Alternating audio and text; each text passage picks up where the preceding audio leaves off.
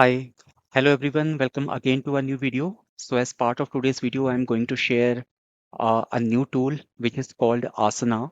So we will understand how we can use a Kanban board in this new tool, what all features it provide, and how we can start using Asana. And if we have the requirement of creating a Kanban board using this particular tool, how can we easily do it? So let us start. So I'm using the trial version of asana.com, which is on cloud. And what we will do, we see the create project link here. So if I click on this one, we will have to select a template. So it this is the one Kanban board. So what we can do is we can either pick this one or let's go to IT and see whether we have any specific template. Okay. So we are getting this particular template as part of the IT. So let's pick this one, Kanban board, and we will say use this template, and we will keep the name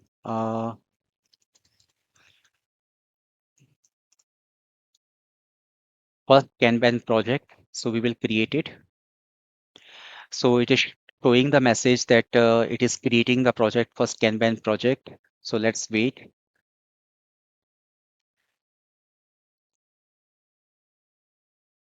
So the project has been created. We got the message and we see the left navigation here. This left navigation, if I click on this one, so it hides that left navigation. If I again click on it, brings it up. So this is the Kanban board where we have the backlog. The project comes with some examples. So what we can do is if I click on this one, maybe if I if I open this one, I can just get rid of this particular example. Okay, so that it is gone and our board is open for our usage. And so we still have one more. So if I click on delete custom task, delete permanently, we click on delete, so it is gone. Okay, so this is our Kanban board.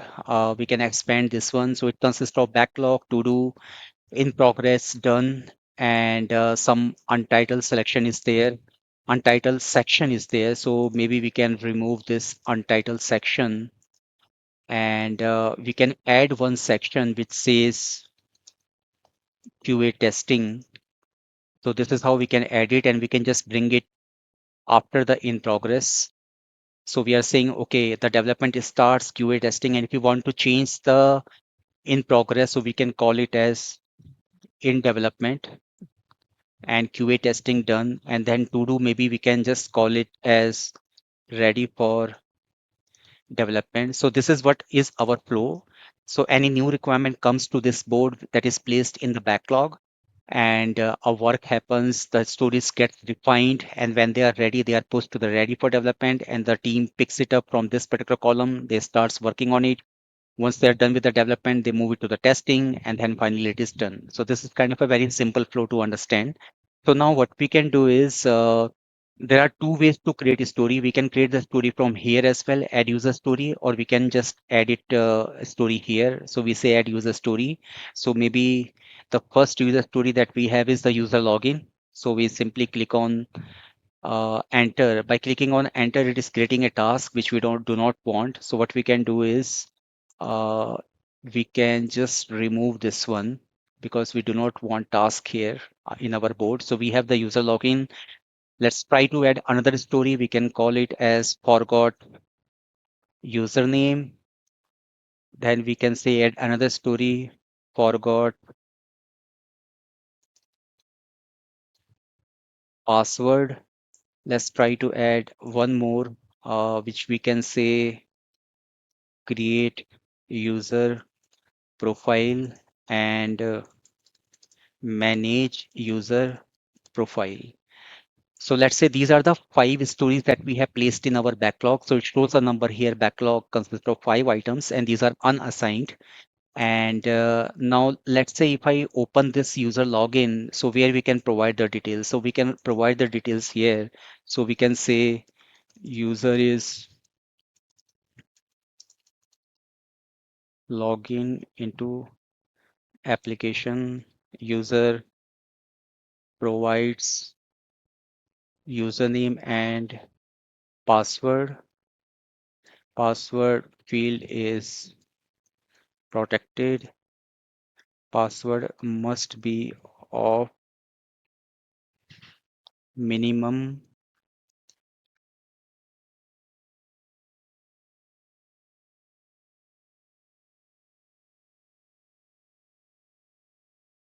Okay, so these are the basic requirements that we have mentioned as part of the user login story.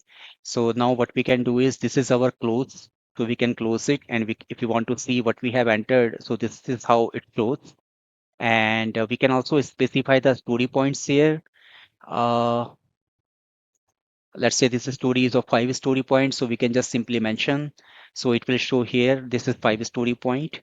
And similarly, for the forgot username as well, if we want, we can add the story points. We can say this is like 3 story point and we can close it. Uh, Forgot password. This also we can mention it's a 3 story point and it can be closed. Many user profile. This is a 5 story point. It can be closed. And then the last one, create user profile. Let's say this is of 2 story points and it can be closed. So now if we have to kind of like, let's say user login and forgot username, these are ready. So we can simply drag them. So now they are part of the ready for development. Let's say forgot username as well. So we can simply place them here. So there are 2 stories which are ready for development. And let's say one of the story has been picked up. And if we have to assign, what we have to do is we can click on this button. And let's say this is assigned to Anil.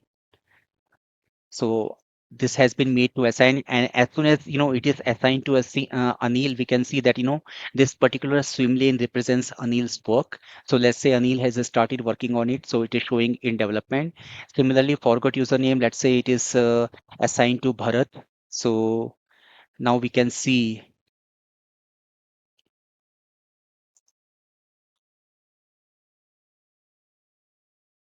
that we have forgot username is assigned to Bharat now, and now this is part of the development. Okay, and let's say forgot password is again ready. So we say it's here and it is assigned to, let's say, the creative SLIT, which is me who has logged in this particular tool. And similarly, create user profile is also ready. And this is assigned to again the creative SLIT. So this is also ready, and we can say this is in the development. Okay, so now we can see that okay, Bharat is having one work and Anil is having 1 story and the creative SLIT is having 2 story. So this is how we can uh, create and move the cards between different states. And other thing that we can try it out is if let's say we want to mention any particular due date. So today is 26th of September. Let's say we want to complete this by 10th of October. So we can mention this is our due date, 10th of October. So 10th of October is shown as a due date. And similarly, if we want to add any custom field, so what we can do is if I open this forgot username and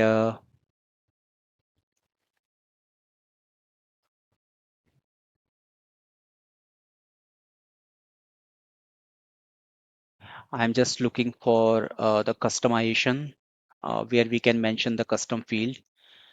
So if I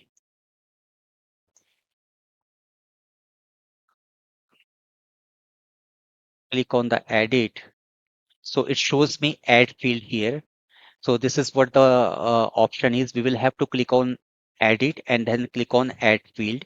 Let's say I just want to create a maybe a stage kind of thing, or I can say maybe status for that particular user story. And I am saying it is single select. So I can type the options. So let's say the options are mm, not started, or I can say in progress,